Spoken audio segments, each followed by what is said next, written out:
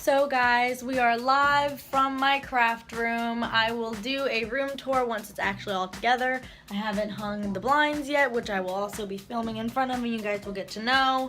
The UC letters are up behind us here.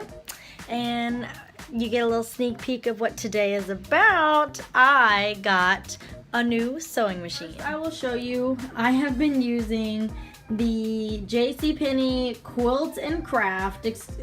Ignore the Pashmina tag on the top. I threw that on there. It has 9 stitches and a button feature. It has a 1 through 9 tension and the little bobbin thing right there in the reverse. And this right here, that's about all we got. And it does still work. So I will have this for a backup. See, it does still work, so I will have this one as a backup. A nice new needle in it and everything. And the new, please excuse my ring light back there, the new sewing machine I got is the Brother At Your Side lightweight full-featured sewing machine. It has 27 unique built-in stitches, which you can see is displayed all right here. And then it says with 63 stitch functions and including a 1-step buttonhole.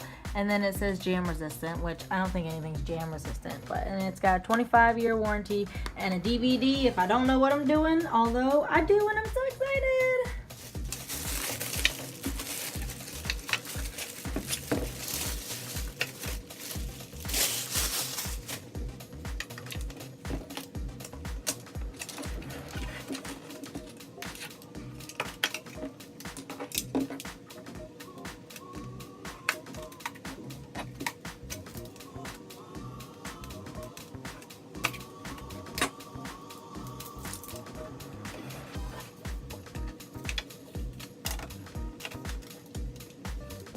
This is the new machine.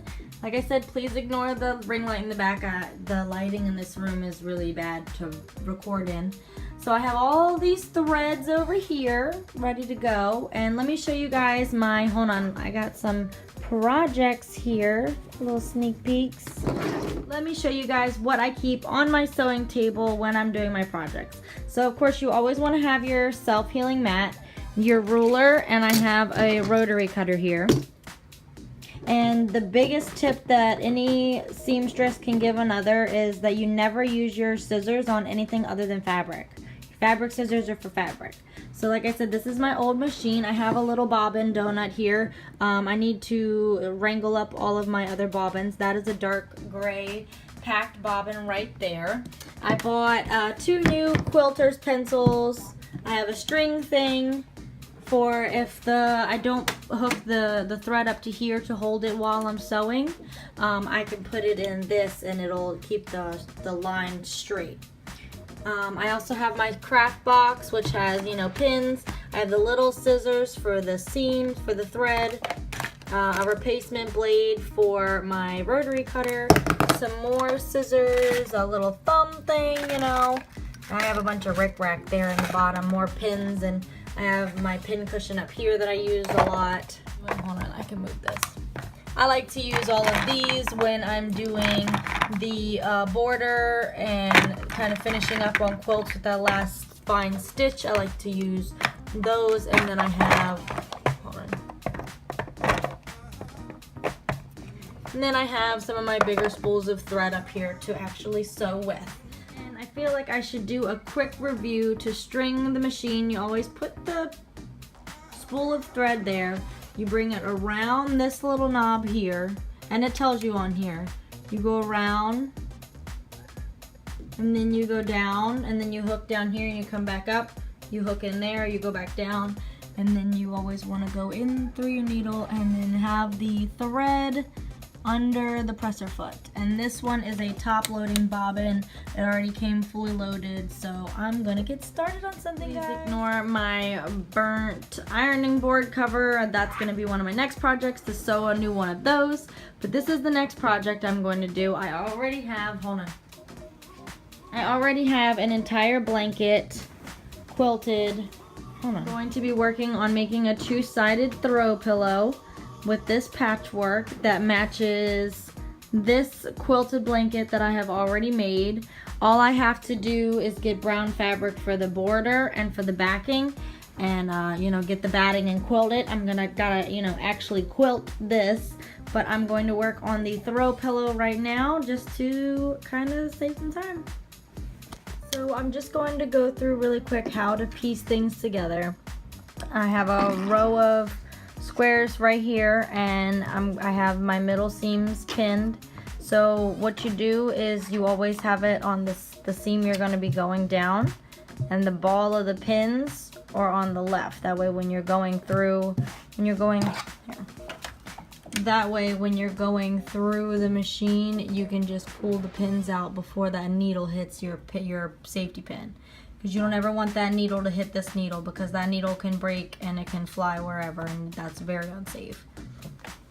So you're going to pin the seams the way that you're going to sew it, no matter which way it's going to lay on the actual, you know, thing that you're making.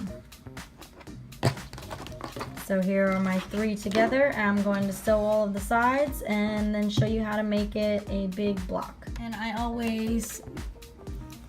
another rule of thumb is to make sure that you're staying with a 1/4 inch seam allowance. My sewing machine, the edge of the presser foot is a 1/4 inch, and then there are other measurements along the edge. So what I'm going to do is make sure that the edge of these little point cuts are on the edge of my sewing foot, on my presser foot right there.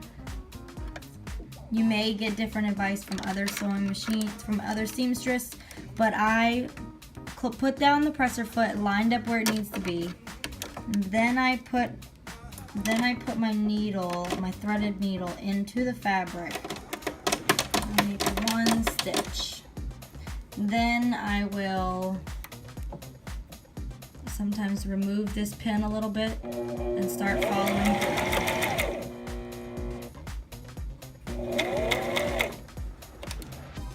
Move my pin. I hate dropping pins, so I'm very slow with my pin work. And just keep a finger down here to make sure that the bottom of the fabric is not slipping. Then when you get towards the end of your stitch, you always want to reverse and then finish. Lift up your presser foot, bring it over to the side, and snip. Whoops, hold on, and snip. There we have 1 seam.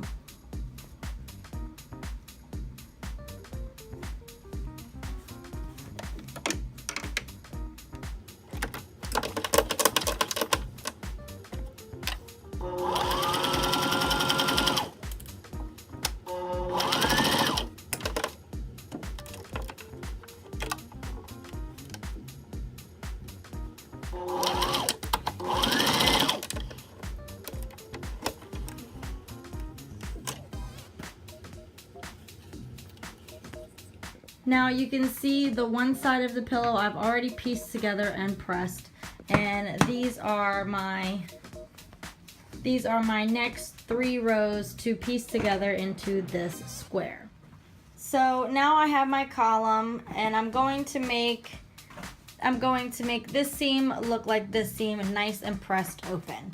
So it's a good rule of thumb when you're quilting to always press your seams. I don't personally starch my fabric while I'm working on a project, but I definitely sew all my seams. So it's a great tip to pull both ends of the fabric taut, get your nail in between that seam, and just press with the edge of your nail like so.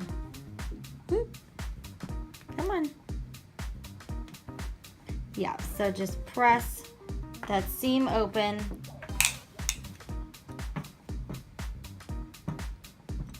And I'm gonna be 100% real with you guys. I use a Jubilee Nano Silver Ceramic 1-inch flat iron to press all of my seams, even if it's a bigger square like this one. You'll see when I piece it all together.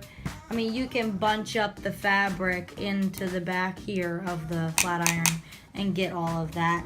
I chose to use this flat iron to press my seams actually years and years ago. This as a flat iron, the blades don't close and press completely. They only close and press on the very end right there. So I don't use it to do hair, but I use it to press seams. Now the next step is going to be putting the 3 strips together to make it one big square. So you're going to line up the edges. You're going to flip it right side together, line up the edges, and with a pin you meet up the 2 seams. I'm sorry if this is terrible filming, and I know this background is ridiculous. I'm going to make a new cover for this. So you cover this seam with this seam, and you can feel it go through the center of both seams and pin it together there. And making sure that you pin the seams first will definitely help ensure that once it is a completed thing like this, you have nice clean corners here, you can see. Please ignore my cat, he is being an attention hog. Then once you have your seams done, you do each end, left and right, top and bottom, whichever you look at it as.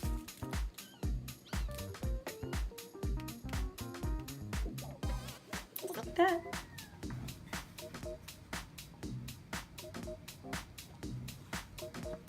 And then we are going to do the same thing again, joining these 3 columns with 2 seams.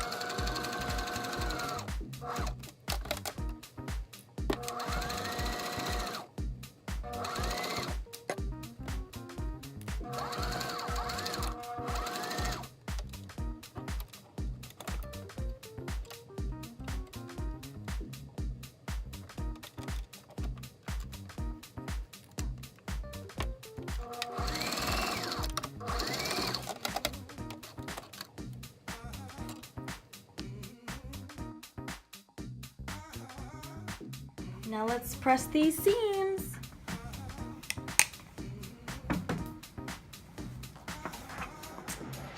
Okay, so now that we have the front and the back pieces put together, let's get it made into a throw pillow.